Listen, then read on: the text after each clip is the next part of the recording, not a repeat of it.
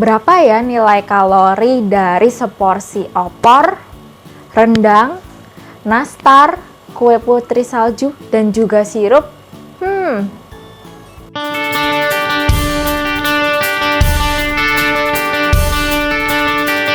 Hai guys, Cici nge-share is back. Yeay! Hari ini kita merayakan Hari Raya Idul Fitri. Setelah 1 bulan penuh, saudara-saudari kita yang beragama Muslim menjalankan ibadah puasa. Sebelumnya Cici mau mengucapkan selamat Hari Raya Idul Fitri. Minal aidin wal faizin, mohon maaf lahir dan batin. Kali ini Cici mau share tentang tips menjaga pola makan saat Lebaran. Setiap tahun kita merayakan Hari Raya Idul Fitri atau yang dikenal juga dengan Lebaran.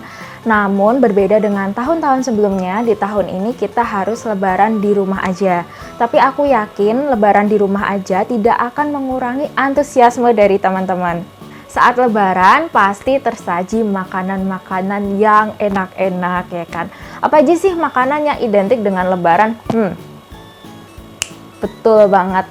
Ketupat, opor, rendang, kue nastar, kue putri salju, sirup, dan masih banyak lagi. Nah, dari makanan-makanan yang tadi aku sebutkan itu, sebetulnya kalian tahu nggak sih nilai kalorinya itu berapa? Jadi, beberapa hari yang lalu itu ada seminar yang diadakan oleh Kemenkes membahas tentang gizi pada makanan saat Lebaran. Di sana pembicaranya ada Dr. Nikomang Wiyardani. Beliau adalah expert di bidang gizi dan waktu aku mendengar nilai-nilai kalori yang disampaikan oleh beliau, aku tuh kaget banget. Hah, seriusan ini setinggi ini? Dan aku rasa kalian perlu banget tahu karena data ini juga diambil dari tabel pangan Indonesia. Nih ya, aku sebutin satu-satu ya. Untuk yang aku sebutkan ini untuk takaran saji per 100 gram ya teman-teman. Untuk ketupat per 100 gramnya itu 189 kalori. Rendang sapi 372 kalori. Opor ayam 352 kalori. Terus untuk kue nastar, nah ini nih aku sampai kaget banget waktu dengernya. Untuk 100 gram kue nastar itu mengandung 512 kalori. Kue putri salju 359,5 kalori. Kue keju 406 kalori dan sirup 213 kalori. Wow, bayangkan kalorinya sangat-sangat tinggi ya teman-teman, dan bisa dibilang untuk makanan-makanan saat Lebaran itu umumnya makanan yang bersantan, berlemak, dan bahkan rendah serat ya, karena jarang sekali ada buah-buahan dan sayur. Lah emang nggak boleh sih makan waktu Lebaran? Boleh teman-teman, nggak ada yang ngelarang. Hanya saja kalau kalian itu berlebihan dan nggak bisa diatur, otomatis nanti kalori yang masuk ke tubuh kalian itu akan berlebihan juga. Nah nanti takutnya itu akan membahayakan kalian sendiri karena itu juga meningkatkan resiko kalian untuk terkena obesitas. Nah sebetulnya kebutuhan kalori kita itu berapa sih Ci? Jadi sebetulnya kebutuhan kalori per orang itu beda-beda teman-teman, tergantung dari usia, kemudian jenis aktivitas masing-masing. Apabila aktivitasnya itu lebih banyak untuk pembakaran kalori, otomatis intake kalorinya juga harus lebih tinggi. Kemudian yang paling berpengaruh adalah tinggi badan dan juga berat badan.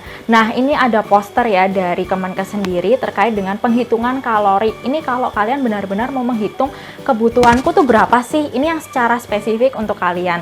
Tapi di sini aku mau mengambil yang secara umum ya teman-teman. Jadi secara umum itu kalau kebutuhan kalori untuk wanita itu 2000 kalori per hari.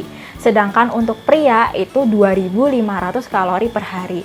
Nah, kalau kalian itu tadi mengkonsumsi makanan Lebaran tidak terkontrol dan semuanya kalian makan begitu aja, takutnya kalian tuh bisa mengkonsumsi kalori 3000 hingga lebih dalam sehari, dan itu sangat berbahaya sekali buat kalian. Nih ya, aku ibaratin kayak tabungan.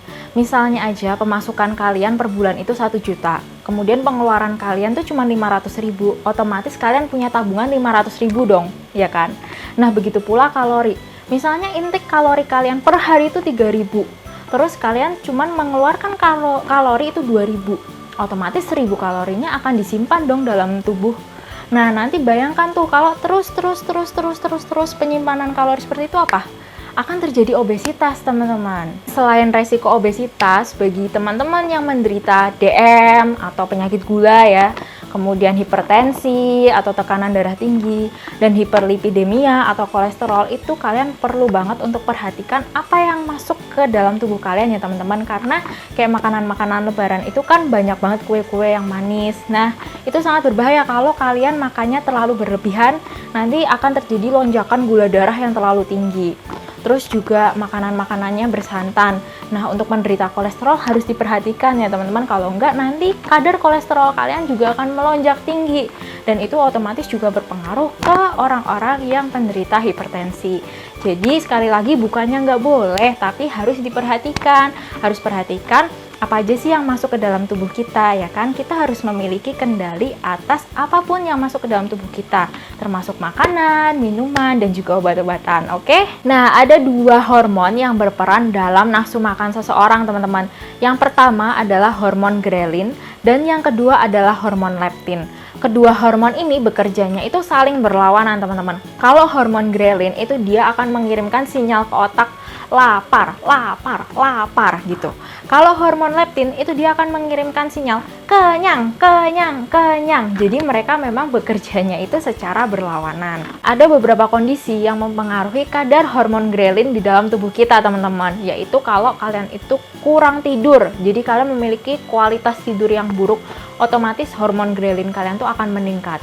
Nah, ini juga menjawab ya, kenapa sih banyak kan orang yang bilang, kok tiba-tiba aku lapar ya tengah malam? Kenapa sih kalau tengah malam itu godaannya lebih berat? Karena dengan kualitas tidur kalian yang buruk, kalau kalian bergadang, kalian insomnia, itu hormon grelin kalian tuh akan meningkat. Meningkatnya hormon grelin akan mengirimkan sinyal ke otak, aku tuh lapar, lapar, lapar, aku butuh makan. Nah, itulah, dan banyak studi loh yang menyebutkan kalau kalian itu kualitas tidurnya buruk, itu beresiko besar untuk obesitas. Selain hormon grelin, hormon leptin juga bisa terganggu loh teman-teman. Ada yang tahu nggak kenapa? Betul banget. Dengan kalian itu sering mengkonsumsi makanan manis dalam jangka waktu yang lama, itu lama-lama akan mengganggu keseimbangan dari hormon leptin. Sedangkan hormon leptin itu kan dia mengirimkan sinyal kenyang ya. Kalau dia terganggu, otomatis nggak ada yang ngirimin sinyal kenyang. Jadi udah makan terus, rasanya lapar terus, nggak ada kenyangnya gitu. Nah, terus gimana Ci tipsnya supaya lebaran itu tetap sehat? Yang pertama, tetap kendalikan porsi makan kalian, teman-teman. Makan tuh boleh, hanya saja dikendalikan porsinya. Sekarang pemerintah sedang menggalakkan program piringku ya. Jadi di sana ada takaran-takarannya, harus seberapa sih untuk sayur, untuk karbohidratnya. Jadi kalian boleh banget tuh pakai itu karena itu bagus banget. Yang kedua adalah tetap lakukan aktivitas fisik yang membakar kalori, teman-teman. Ya, memang waktu lebaran pasti lebih banyak silaturahmi, jadi lebih banyak duduk dan mengobrol. Tapi usahakan untuk tetap melakukan aktivitas fisik yang membakar kalori ya teman-teman. Sekedar membersihkan rumah, cuci piring itu juga udah membakar kalori loh. Tapi jangan sampai ada yang bilang gini ya, Ci aku kan makan, mulut aku kan gerak tuh, bakar kalori enggak? Enggak, kalau kayak gitu caranya dari dulu aku juga udah diet dengan makan guys. Enggak, jadi kalian tetap harus bergerak ya. Terus yang ketiga, itu kalian harus tetap mengkonsumsi makanan yang tinggi serat seperti buah-buahan dan sayur, dan juga mengurangi makan makanan yang tinggi gula. Nah, kan banyak kue-kue ya, boleh makan tapi jangan berlebihan teman-teman. Tadi kan aku udah bilang ya kalau konsumsi gula yang tinggi itu dia akan mempengaruhi dari hormon leptin. Nah, pasti kalian nggak mau kan sampai tubuh kalian itu nggak bisa mengirimkan sinyal kenyang ke otak, dan akhirnya kalian makan terus. Jadi kalian harus kendalikan konsumsi gulanya, oke? Yang keempat itu tidur teratur supaya tidak terjadi peningkatan hormon grelin dan juga nafsu makan kalian. Dan terakhir yang kelima adalah minum air putih 8 gelas per hari. Oke, cukup sekian dari Cici nge-share kali ini. Gimana? Videonya membantu kalian nggak? Semoga dengan video ini kalian bisa menerapkan pola makan yang sehat saat lebaran ya teman-teman. Jangan lupa untuk like, subscribe, share, dan juga komen di video ini ya. Kalian juga boleh loh follow Instagram aku, Lydia Van. Di sana aku sering banget sih share tentang obat-obatan di story aku, oke? See you on the next video. Dadah!